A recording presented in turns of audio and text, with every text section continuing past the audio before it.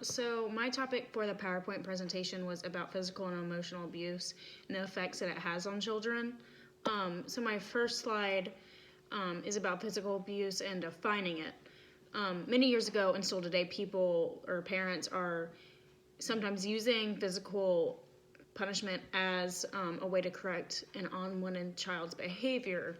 And some people think that's okay, whereas other people think that spanking and all of that is not okay. But the book said that the way that they define it in the book is punishment, physical punishment becomes physical abuse once a marking or a bruise or whatever is visible at least for 48 hours. In the book, it also stated the endangerment standard, which I wasn't aware of before I did my research. It says that it recognizes children as abuse victims if they are deemed to be substantially at risk for injury. So, obviously, I guess if they're living in a poor home and their parents are drug addicts or something unhealthy like that. The book also stated that 27% of women are physically abused compared to 29.9% of men who are physically abused. I didn't really think of that as that much of a shock when I was doing my research, as most people would think that a boy would be more physically abused than a girl would. The Center of Disease Control, also known as CDC, states that in the United States, over 50% of adults, unfortunately, have experienced some type of abuse at some point in their lives. On my second slide of emotional abuse, I stated how that's also difficult to define, as I don't think it's as talked about and as known about as physical abuse is. But there's different forms of emotional abuse. And I stated on my slide that the subtypes that are known are things such as rejecting, degrading, terrorizing, isolating, socializing, exploiting, and mental health, medical, and educational neglect. And that's just a few of them. There was a study done that also talked about the percentage of people who are emotionally abused. In that study, they reported that 13% of women are emotionally abused, whereas 7.6% of men are emotionally abused. So once again, I don't find that surprising, as it's usually boys that are physically abused and girls that would be more emotionally abused. And then in another study that I quoted, it said that in 2015 there's a study done on abuse throughout the United States, and it is known that in 2015 that there were 683,000 children who have experienced maltreatment of some kind. It's not just physical or whatever, it's just all kinds. On my third slide, I decided to figure out if the socioeconomic status plays a role in abuse, which most people think it does, and based on my research that I did for this assignment, it does.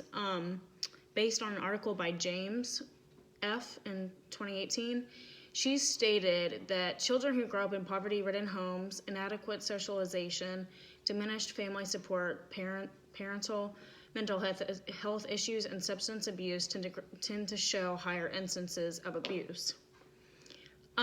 So the lower the socioeconomic status, the higher the chance of the presence of abuse will be in that home.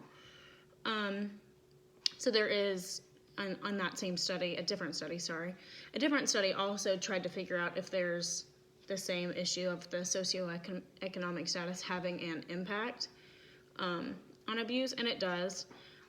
This study focused on a certain neighborhood, and they found that this neighborhood that they were studying was very poor, and there was a correlation that they found between poverty-ridden neighborhoods and the prevalence of child abuse.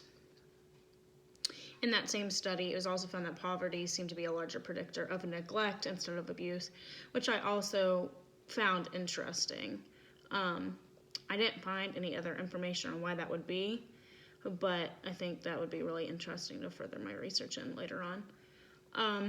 And then I also read, as well as many people know, that those people who live in poverty are commonly abusing alcohol or drugs or anything like that.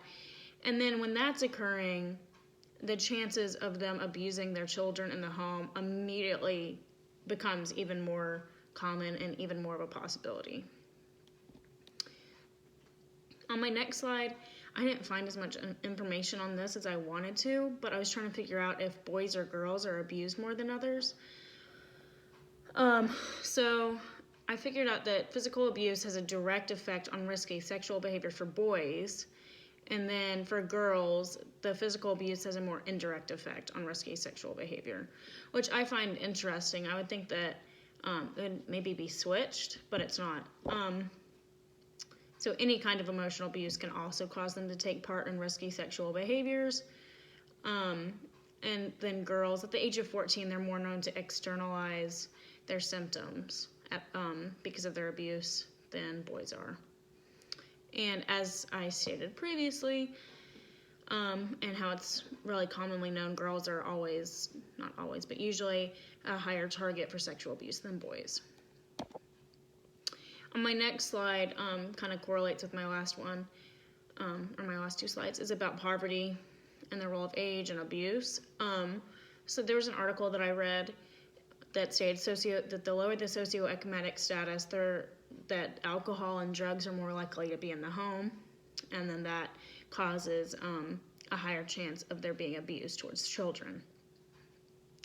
I also found it really interesting that if a child, say they're like abused at age 2, they have a higher chance of being abused as they go through their childhood.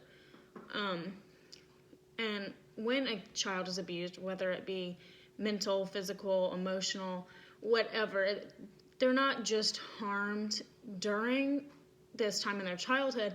It's often prolonged into their later developmental stages. So they suffer like trust issues and all that throughout their lives. It's not just this one time that they're having these problems.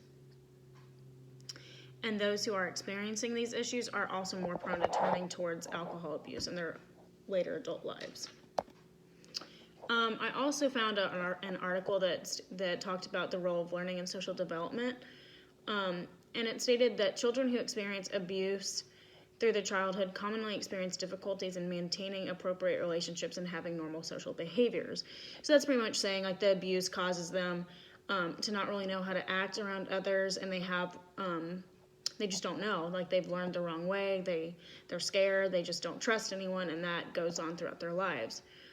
It's also believed that early social learning experiences may impact the developmental processes underlying social development, which kind of backs up what I just said. So then the underlying issue of having abnormal social development relates to the reason of the abuse and how their brains become wired, like I just said, and how they handle stress and other social events more differently than the average child does, because the average child is going to have a healthy, loving relationship with their parents and their siblings if they have any, but these children in these poor homes with abuse and alcohol and all that are not learning these normal social processes. Stated by Wismer and Fries, some previously neglected children establish selective relationships with their caregivers and continue to have socioeconomic difficulties throughout their lives. So that's just, again, backing up what I'm saying about how they struggle throughout their life. So help. What kind of help is available for a child? Unfortunately, like if a kid's like 2 and they're being abused, they're not going to know what's right from wrong, so they're going to have to suffer through it until they become older. And once they become older and realize that they want help and they need help and they want to try and get help, they can go and get counseling and therapy. But as it's known by many, that is a really tedious process. And their problems are not just going to be fixed within like a year of counseling or therapy. Like it's an ongoing process. And once they finish their therapy, they're still going to have everlasting issues with forming bonds with their family and their friends. There was a study done on child abuse in Taiwan, and they were trying to figure out how to help these people or these children that suffered abuse. And the biggest issue in helping them is the topic of ethics, which I found a little odd, and how to help them without overstepping and still trying to help to the best of their abilities. And then a quote from that article was, "The healing process of spreading and twining for physical abuse, CPA, also known as CPA, survivors in Taiwan integrates thriving relationships and ethics. All right, and then prevention strategies. The issue of child abuse, whether it's physical, emotional, or sexual, is an issue that is common all over the world. Some may believe that this issue is not prevalent in some countries, but that's definitely not the case. The number one strategy is to prevent abuse and educating parents. These interventions help them to cope through their problems and to hopefully help them stop abusing their children. However, recidivism rates are high when, even though these parents might get help. In conclusion, abuse does not only affect the child at the time of abuse, it tends to affect them throughout their lives. The abuse can cause mental, emotional, and physical health issues throughout their lives. And then physical abuse is more common in boys, while emotional abuse is more common in girls, as well as sexual abuse. And the reason for that is still unknown based on the research that I just did. And then those who experience abuse at young ages, unfortunately, have a high chance of being abused as they go through their childhood. And the ones who are abused have to deal with the effects throughout their lives. Really, they're really not ever 100% fixed. And then the number one to prevent child abuse is by educating parents all around the world about this issue that impacts so many families every day. So I hope that one day that'll be figured out and this issue will be fixed.